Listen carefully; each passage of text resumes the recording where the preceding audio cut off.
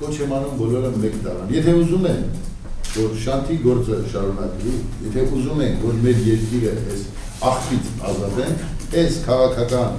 չկայացած, չստացված գողությամբ այս երկիրը եկեղեցու արարածներից ազատեն, պետք է մենք կասենք, այդ օրը պետք է հավաքվենք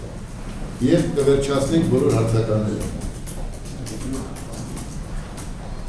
Այնպես որ բոլորս գիտենք, սա իշխանություն չի, սա գողերի, չգիտեմ, թալանչիկի, ինչ-որ մի հավաքածու է, ձայն գողացողների, էսվիների, չգիտեմ, հաստակսակների եւ այլն։ Դա իշխանություն չի, սա ընդհանրապես հավաքածու։ Շանթի գործողությունները արժանի գործողություններ, լավ էր արել, ճիշտ է արել, ես էլ եմ ասում, շանթը ոստիկանի գլխին չէր խփում է ռեժիմը պահպանող կարգապահի գլխին, որը ոստիկան պիտի իմանա, ռեժիմի ստրուկը չի, նրա աստվածաշունչը դա սահմանադրությունն է։ Չի պաշտպանում, խախտում է, իսկ եթե սահմանադրությունը պաշտպանել, այսօր Սերժ Սարգսյանը ձերբակալված կլինի։ Ոստիկանը չպիտի ծառայի ռեժիմին, պիտի ծառայի օրենքին, չի ծառայում օրենքին, վերջացավ։ Ուրեմն այդպիսի ոստիկանի այդ ժողովուրդը իրավունք ունի վարվել այնպես ինչպես ունի։ Ռեժիմին էր խփում շանթը, լավ էր,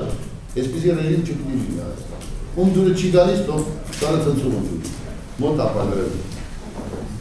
Մենք մեր երկիրը իրոք կազատագրենք այս քոչվորներից։ Եվ շանթի արձանը տեղադրելու է այդ փայտը ձեռքի ռեժիմի գլխին խփելու։ Ես ամեն ինչ կանեմ, եթե ուժերս հետ, շանթին որպես խորհրդանիշ պահելու հանրապետության հրապարակում ռեժիմի գլխին բաղով, որ մյուս անգամ որևէ ապրանք չհամարձակվի Հայաստանի Հանրապետություն գծել այսօր։